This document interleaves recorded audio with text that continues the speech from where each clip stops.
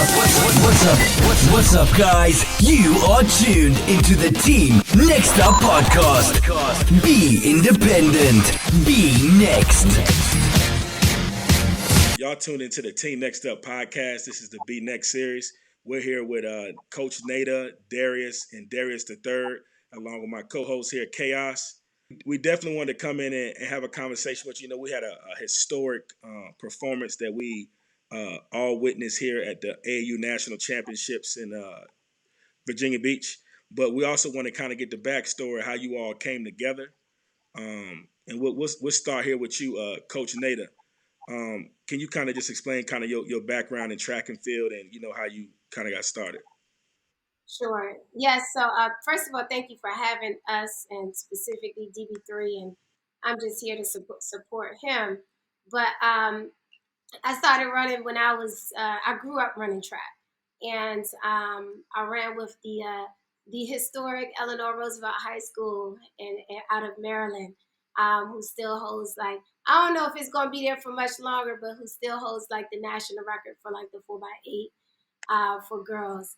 And so, so that's my school. And I've been coaching for about, I want to say this is year 15 now for me. And I was Visionary is the team that I started. I think this is our fourth year. We started 2020. And so, so now we're here. Okay. And Darius, I know I met you last year in Iowa. We was up there in the cornfield state, and I saw you and your son. We kind of introduced ourselves, and you always told me that you wanted your son to be a national champion. And you know, I never forget in Virginia Beach, I had went to go pick my kids up from check-in. I come up and I just hear the crowd roaring. I look down and I say, "That's that kid I saw in Iowa." And I heard you barking down from the stands, rooting them on. So just tell me how'd you get started with Coach here? So honestly, I got started with Coach via Instagram. I had seen some of the kids from our area that she had been training and was curious, honestly. But at that time, I was with another program, so we were trying to finish things up for the outdoor season. And then, as you remember, it was raining, it was pouring out there. So he was at checkout or the check-in, and I was trying to run to get to him. And then that's when I ran into Coach Dave. She was like, "Your DB3's dad." And it was in passing. Didn't think anything of it, kept it moving. Iowa was what it was. He did his best, but didn't meddle in anything. And so when we got back home, we made some decisions. And honestly, next thing you know, I reached out to Coach Nada. And Dad, yeah. Dad, you say he didn't meddle? No, he did not meddle. He did not meddle. So he ain't always been good? Because I was under the impression that he's always been good. So he's always been good, but he's got great now. But being elite and being the next status, you saying Coach had something to do with that? Coach had everything to do with it. I mean, obviously it's his will and determination, but she was the catalyst behind everything. She was the driving force. Really. So Coach, you get this kid Darius, and we all seen his potential there. So what did you see in him, and what did you do to get him to the? Let's just talk before AAU Nationals, because he was rolling leading up into Nationals. So what did you do to kind of put the batter in his back and take him to the next level? For sure. Just to speak on what Dad was saying, when we first actually met, that was in Iowa. And DB3 has stood out. He's from our area. And I'm somebody, I can coach from sprints all the way up to middle and long distance. But I will always notice a Black child that's running, middle and long distance. And so he was a black that had blonde hair. So I had to go and I had to go find Dad and speak to him and everything. And I had seen him race a few times in the area. So I wanted to make sure that I, spoke to Dad and just, congratulate him and everything. So after we connected after Nationals, and, Dad made the official decision to come over to the team, we had a few conversations about just a plan, a loose plan, and Darius was actually in football season. And so I'm just like, we can totally start training as soon as you're ready. I have some kids that I'm working with. This is September now. I have some kids that I'm working with now, and y'all can come out as often as you can and really be started with once a week and try to increase to twice a week. And just dad's willing. I was just telling him, like, as long as you can commit to these days, just that once a week or that twice a week, then I promise you, I can see there's something in this kid where I know he can go to another level. And I just want to show it to him and take him, small bit by small bit. And our first practices were nothing but hill training. And he definitely had plenty of moments where, it was tough for him, but he still believed in it. Dad supported him, and I walked him through it. And the bottom line is that he completed it. And so by the time we were finished football season, I was like, oh yeah, he wants to be a national champion, and I see it in him. Not only did he want to be a national champion, but he had goals and aspirations of being an Olympian one day. Okay. So I was a basketball player. I played at Hampton University. Yeah. I'm from VA. That's where that connection came from in Iowa. I'm from So knew nothing about track. Honestly, got into track originally because he was running with his legs out to begin with at 7. And next thing you know, he got his motor running, and we're here now, honestly. And look, I try to tell parents that all the time. They always ask me, how do you fix this? How do you fix that? And they'll go and get a trainer, which is good. Nothing against that. I'm a trainer, so I can't speak against me. You know what I mean? However, I always tell people, if you want your kid to run better or to run faster, do what fast people do. Fast people run track. Run track is a training within itself. You don't even have to get the training. Like, the coach can put their time in with them. You know what I mean? It'll help fix their motor skills, functionality, mobility, and all of that stuff. But it's good to see that the young man actually wanted himself, because a lot of times people feel that parents raising athletes, that we forcing our stuff upon our kids. And some of us do. While at the same time, sometimes you're not necessarily forcing it upon the kid. A kid don't know what hard work is. They want something. Right. They run fast, and they just want to run faster. Right. They don't know that some work is going to come with that objective that you want. And as a parent, you can let them either quit or you can push them through that work.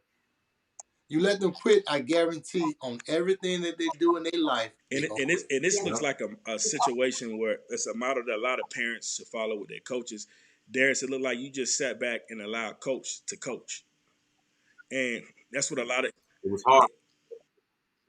I know it is. And the thing about it is, especially when you want your kid to be an Olympic champion, it's kind of hard for some parents to sit back and allow the coaches to coach, because there's going to be some downs and ups. It's going to happen, right? But, when you put in that progress, it's going to happen. That work in progress. So, DB3, let me ask you a question. So, you're training with your coach. You get motivation from your dad as well, right? What do you do to motivate yourself to get you ready to go out here? Because you at the top now. You're a national champion, right? So, you remember how you wanted to be a national champion and you had kids that were gunning. You were gunning to try to be in the top spot. So what are you going to do going forward to make sure that you keep winning national? Because it's not going to be your last one. You got a lot more to go, right? So what things do you do to kind of get you ready for that, for what's up and coming? Healthy. I train 4 days a week. Monday, Wednesday, Friday. And don't give them the whole recipe now. Don't give them the whole recipe. Just give a little bit of what you do. What are you thinking about, like, mentally? How do you prepare yourself for these up and coming big meets? I know you just went down to Smoke in the City and did well down there. So let's just talk about that. Before you went down there, I know it was a lot of talent down there. What did you do to kind of get yourself prepared for that? I listened to my coach. Okay. And follow directions. What about you said you eat, but you can't eat certain things that other kids can. I can't have much dairy or junk food. So you're pretty... So y'all have a nutritional plan. Very much so. And, when you go out to Orlando and it's sunny, you want to hop in the pool, but DB3 can't hop into the pool after we're done. So Yeah, yeah. certain. Yeah, his parents raised up. You have to know that stuff. Now, Yeah. now we're gonna segue into the story, the amazing story, and the event that transpired at Indoor Nationals, AAU, right? You know, what came out of it was a national champion. All your hard work and dedication, it showed on the track. But let's kind of just Coach, can you kind of just walk us through? I know you guys are going viral on the internet. People asking questions like, "Wait, what happened? What happened?" So this is a point where people get to hear from the coach, the dad, the athlete. You know what I mean, to see, you know, exactly what transpired so they can really kind of see the kind of grit he had to go out and have to do this by himself and how hard it is to do what he did. Right, for sure. So I'll specifically talk about the actual race. So he's ready to go. It was a good week leading up. Had a good several weeks of like training going into the meet, and we knew all season long that he was going to be in position to earn a national championship for the 800 specifically. So we were banking on that and just really preparing for that. So they lined up on the line to get the race started and everything. He's looking like he's ready, and I'm a officially say this on record, and we can see it across the board throughout AAU. A lot of those kids are pushing, and that's not something that we do in track and field. That's not a legal part of the sport. It's non-contact sport, ain't it? It's a non-contact sport. And so when you really go back and you look at like the videos of when the race started, man, I tell you, 90% of those kids were pushing right as soon as that gun went off. Yeah. But since he's privileged and he's hip number one, all that force from all the kids that are pushing, it all lands on him, who's in the hip number one position. So he gets pushed off the track.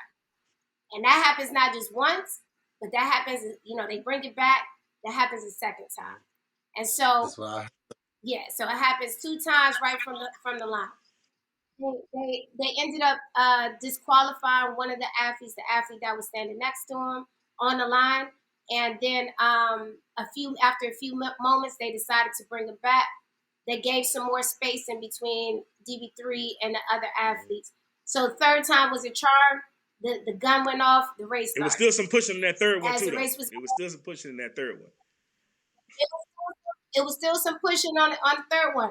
The good thing is, off the line, DB3 wasn't pushed off the track. And so, you know, if he had any contact, then he was able to, you know, have enough stabilization where the race could have, you know, kept going. So third lap comes around when the race is going, and DB3 is making a move, and then there's an impediment. He goes to the ground off the impediment, and then so he's on the ground for a minute. He eventually gets up off the track, and then he finishes the race. So immediately before I could, you know, go to the kid and console him or anything like that, I go straight to the official and I'm asking him about the ruling, the impediment, because there was an official right there on that backstretch when it happened. And he told me about the process to go protest, because at this point it's one of those things where, you know, we're seeing pushing from the jump, and now there's an impediment during the race. So, you know, it's like I'm gonna try my hand. You know, I'm gonna put in a protest. I'm gonna ask for AAU to take a look and see what they see. And they ruled in our favor. We got our $100 Hey, back. Dad, you ran a 4.240 down there to that track after that. Well, you was. I know he did. I do it for my child at the end of the day. Like, honestly, like, he mentioned the kid when you asked who's the competition, and this kid and Darius are close. They've always been cool. They play football against each other. They know each other. Very much so. We practice on the same field, on the same track, back home. You know. So look, when you see that impediment, so basically he pushed him. Keep in mind, Darius and the kid have always been cool, like I said. Yeah. There have been no issues, but this kid has always beat Darius prior to us going over the neighborhood. Yeah. Always beat Darius. Yeah. Darius has come close, but this kid is a phenomenal runner. So you know? I believe that, you know, for years to come, this is going to be a good competition for both of them. It's gonna make both of them battle tested, and they both from the same area too, right? Yeah, so that's gonna make both of them stronger down the line. So Right. Coach, kind of walk us through, like, what do they say now? Okay, we're gonna take it and put it on the back end of the 800 and let him run after you won the protest, and then he ends up just kind of explain to the people. So he had to run by himself, correct? Yes. So after I put in for the protest, and the protest took a while. I'm not even sure honestly how long it took, because the whole time from when the race was run, I literally spent going back and forth with trying to officially put in the protest, getting the cash, because we needed cash for it, and everything. And then they pretty much said, hey, your ruling is correct. And specifically, and I want to make this clear, I didn't protest the pushing from the jump. I didn't protest the actual pushing off the start line. I protested the impediment that happened on the third lap of the 800, which is 4 laps. Rewind back real fast. The protesting process. Can you explain that? What you had to do? You said you had to get cash and stuff. Can you explain that? Yeah. So what I'm sorry? You got to pay to protest? You have to pay to protest. So this is a AAU thing where I guess in the past they've had a lot of experiences where people waste their time, and they're just like, hey, this happened during the race and I'm protesting this, and so they make you pay. So you have to pay $100 and $100 cash. So I had to go officially through the process, and I wanted to let them know in that moment, because of all that transpired leading up to that third lap in terms of that impediment. It was a lot of, and you know what, to be completely fair, even aside from Darius's specific heat, there was he's 10-year-old boys. With the 9-year-old boys, they had a disqualification off of pushing. And when you see it, when you go online and you see why that kid was disqualified, it was excessive force or something like that. It's a theme. I don't know.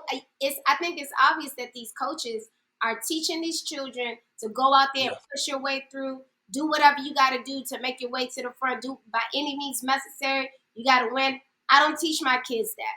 You know why I don't teach my kids? It's kind of like one of those things where you got to teach your kid, being black while driving. You know what I mean? So it's one of those things where you want to try to do all the right things, and you pray to God that it works out in your favor. And so, now I was just going off of hope where I'm not going to teach our 9-year-old kid to go out there and push. You got to do the right thing. You're leading by example. Lead by example, and God will take care of the rest. So we went through the protesting process, got $100 to officially put in the statement for the protest. Is there a time limit now? I made it very clear, and I gave. Is there also a time limit, right? There's a time. I wanted 1 hour within the actual race, and so literally I was back and forth, seeing who I can specifically talk to about it. And again, I wanted to make sure I talked to as many officials as possible because of the sequence of events. It wasn't, yes, it's that one isolated event that I protested, but within 5 minutes, there was a DQ. There was, there was a flag and a red card for pushing. I feel like that's very much so context to what's potentially going on here, and ultimately our kid got. And shout out to AAU for handling this situation and allowing him to get a chance to run again. So how was it like going to Darius, DB3, and saying, hey, you get to run it again for a chance to win a national championship, but you got to do it by yourself? Darius, how'd you feel? DB3, what went through your mind when she came to you and said this? Well, before he talks, I will say, so in his mind, like he had failed, and he found out that he was last place. He wasn't going to be able to medal. He was distraught. He was upset. I was upset. I had left the arena to get some air. That would do the same thing. He had his moment. He had to go outside. He had his moment. Literally, I almost got arrested in there, like for me being overly, just passionate about my. Of course. You feel me? Of course. And after he teared up, wiped his tears. He had went on with his teammates, and I think he had started eating candy or something. Yeah. Like in his mind, it was over. Yeah. It was over with. It was over with. Yeah. Everybody 1,500. So then Coach Nader calls me and tells me, "Hey, we might have a chance. Don't tell DB3 yet."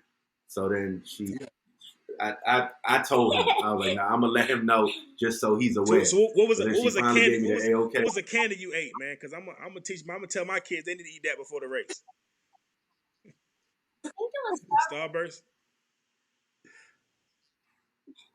Oh, that's full of sugar. There's a lot of energy in that. He needed that. So Darius, you're on the track, man.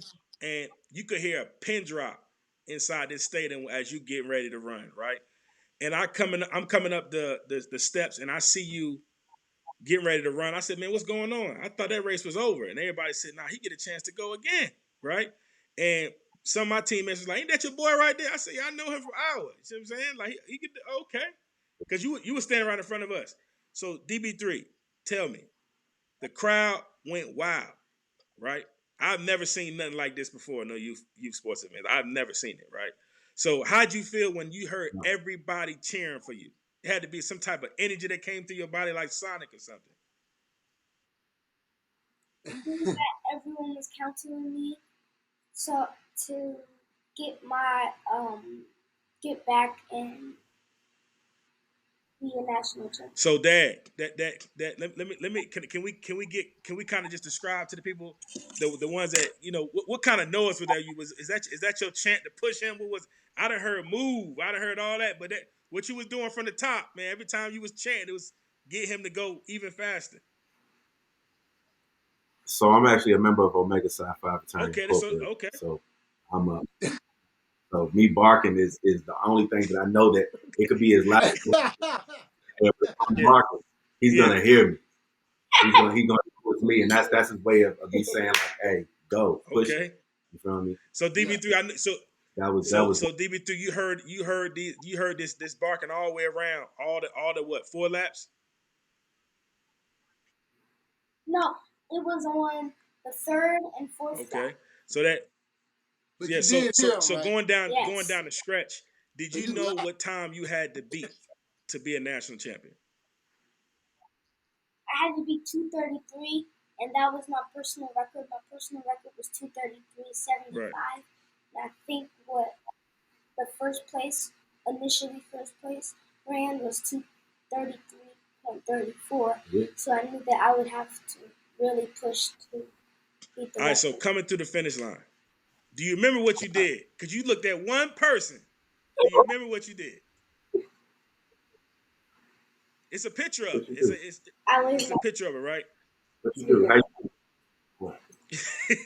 Right? So, listen, all that adrenaline, all of that running through, all the hard work that you done put in. So how'd it feel to be a national champion and to win it the way that you won it? What's the first feeling that came across your body? It felt great. It felt that I got what I had to do. Right. And Dad, how did it feel to see your son come through the finish line? And especially, I don't consider that taunting. I don't consider that, listen, that was all emotion. This here is a 9-year-old kid that's going through this type of adversity, and he wins a national championship, and he has the whole stadium behind him. And this was, it was a historic moment. Yeah. Prior to that moment, like when he was walking out initially to get the chance to run, like the crowd went wild. Like it just made me feel like, okay, like they if they not on my side, they felt something. They felt some type of compassion. Yeah. You feel me? And so that made me feel overjoyed. And Coach. And I knew he. And Coach, how'd you feel? Yeah. You see your athlete, you protested. I'm pretty sure you was tired going back and forth with all this protesting and talking here. So how'd you feel to finally get that resolution? Yeah, honestly, that time from after he ran up until he ran again, I was in a trance. I was literally, in go mode, and I was hyper focused. I couldn't see anything except for what the mission was at hand. And even when I got word that he was going to, be able to have the opportunity to race again, I got on my phone immediately, started texting everybody in that stadium saying, hey, DB3 is going to have another opportunity to run. If you're in the stadium, I need you all to, cheer for him, stand to your feet, tell everybody. We came out, and our good friends over at Southern Sprinters, their whole section, they have a section at the finish line. They came over, stood up, and gave them a standing ovation before it was time to run. We had friends over at Acceleration Nation down at the last straightaway. They all stood up. Our visionary folks were over there at the after the first curve. So we had after the first 50 meters, right? Mm-hmm. And so we had everybody that we knew, like in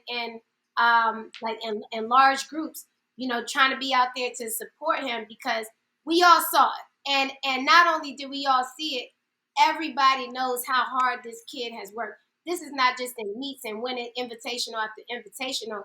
A lot of people have seen him win or go out there and run with our 13-year-old kids and our 14-year-olds in practice. And we're not talking about, new 13-year-olds. We talking about like we call him, his older brother, Ty, who runs with Glenarden Track Club. And he's a 11 800 runner. He went out there. He wanted the privilege to be able to walk DB3 out there when it was his second time to be able to run in the race. And that was just something he was, he had him in a ring, basically. I think that's the difference with being over here in Visionary. He's running with a lot of older dogs, honestly. And so they're seasoned, and he's pushing himself, and he gets upset to the point where he is like showing it, if he don't beat them. I'm like, Darius, they're 13. Like, it's okay. It's not okay. Darius, you're right, Darius. You're right. They was supposed to beat you. And I learned that from my son. I'm like, listen, son, look, they older than you. Listen, son, they this. My son would tell you in a minute, and he was just 11. He was like, they still not supposed to beat me. Yeah. I'm like, you know what? I'm tripping. You're right. Yeah. Right. And I mean, sometimes as a parent, our kids are kind of raised us, you know what I mean? Right. With our limitations would be our own limitations. We would kind of put them on our kid like, listen, they're older, they're taller, they're supposed to, they have these attributes. And the kids don't see that. Yeah. They just see a person in front of them that shouldn't be there. Yeah. You know what I mean? Look, I've heard this story so many times, and I wasn't even there. Like, literally, I mentioned it online just to try to get to see what the person would say about what happened. Yeah. The exact story that y'all telling, somebody wrote up the whole story in the comment section. Right. Yeah. So it wasn't like one person witnessed this. And when y'all saying people were cheering, people not even getting that the whole crowd, like everybody in the stadium was cheering. Yeah. Yeah. That stadium. That's crazy. Yeah. And then Quincy Wilson come on and make a comment on the thing. Like, literally, I've never seen nothing like it. Well, yeah, that's never seen it. Besides what I talked about with the coach with the 4x1 in the Olympics. Yes. Yeah. When they got bumped, they dropped the baton. Allison Felix dropped the baton, and they went and finished the race, and then they protested, and they ran by themselves, and they won. Right. So you definitely in great company. Right. Definitely in great company, man. Yeah. That's amazing. And when he crossed that finish line, like I was emotional, bro. I couldn't help but cry. It was I already know. Listen, if you was about to go to jail, you definitely was emotional when he crossed the finish line. Everybody cheered. Absolutely. If you, yeah, for sure. One, you ain't got to go to jail. Two, now everybody is seeing and showing the love that you have for your child. It's an out of body experience, man. I know how hard he works. Yeah. And that's the same thing for me when DB3 was coming down that last straightaway. Again, shout out to Acceleration Nation. They were on at that last straightaway at the end. I saw nothing but green shirts standing up, cheering for him. And I was just watching the clock. And it was like, it was the longest wait to see what that time of 50 was. I saw 2:32 and I was weak. I literally dropped to my knees. Like it was because I was in a trance up until he crossed that line and that time came up, because we knew from September when Darius decided to bring DB3 over to the team, we had several goals in mind, but one of those main goals was for him to become a national champion. This is not something I projected on him. This is something that he spoke, on his own, that he wanted. I knew I could help him get to. So, having that moment, it was it was surreal. It was surreal. All right, so DB3, you mind just giving us a close up of them medals that you got there, especially that 800 meter national championship. Okay. All right, so Coach, Dad, is there anything you wanna let the viewers know? Any what upcoming events you got coming up this year, or you want to shout out any of some other athletes in your Visionary Track Club? Yeah, for sure. You want to go first? You want to shout out to anybody from Visionary? Go ahead, shout out to them. Ty. Who else? Who else? EJ. Who else? Hey, you better get them out there. They're gonna be mad if you forget them. Okay. Dylan, Kaya, Kelsey, Terica, Teddy, Micah, Zoe. And everybody that supported you. All the parents. How about you, Dad? I just want to give a shout out to anybody that's ever worked with my child. You know what I'm saying? Because it all matriculates to where he is now, honestly. Especially I want to give a shout out to Coach Nader for believing in him, just being a force behind him, honestly. It starts at home, but when she gets him, it's all her. So just want to give a shout out to her, the rest of the visionary parents. Looking forward to more competition, like honestly. Welcomes all the smoke, it's all love, but I just wanted to be run fair. You know what I'm saying? The winner is the winner at the end of the day. So, yeah. Appreciate you. Coach. Yeah, for sure. So in terms of things that we have upcoming things that we have coming up, we're hosting a camp actually in April. And this is just basically to support our area and just give everybody a piece of like honestly real training, real work. And as we can see, a lot of it isn't the physical work, it's how as a coach, how attuned are you to your athlete and getting the kid, inspiring the kid, and then also allowing for the kid to inspire you as a coach to pull some things out of you and finding that balance. So we're hosting a camp all April. It's called Spring Boom. It will be in DC in the DMV. And aside from that, we just came from Orlando, smoking the city with Ace Boogie. Great competition down there. Kids enjoyed themselves.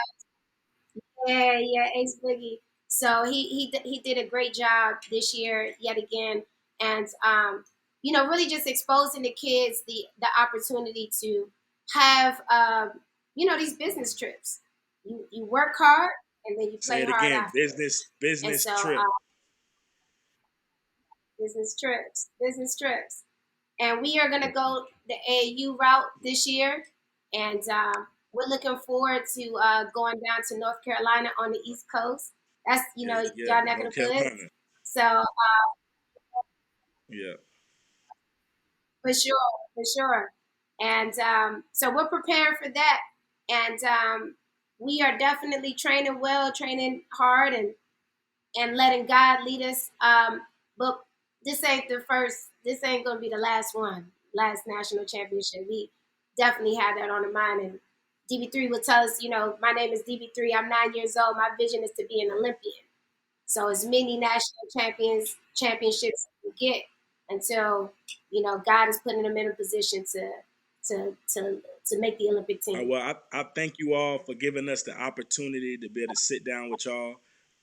We definitely, wanted to spotlight and showcase this story, and I'm pretty sure other platforms have too. But it's not, just about one platform, two platforms, three platforms. We want his story heard across the world in any way that we could help. We definitely are here for you all, and we look forward to seeing y'all in at North Carolina A&T and seeing you DB3 on that podium. Right. Thank you. All right. Well, appreciate y'all, and y'all take care. He wants one more shout out. Okay, go ahead. Noah Lyles. The shout out Noah Lyles. Noah Lyles? Okay. All right. And Noah's from the DMV also, so shout out to Noah. Yeah. Okay. Yeah. Thanks for having me.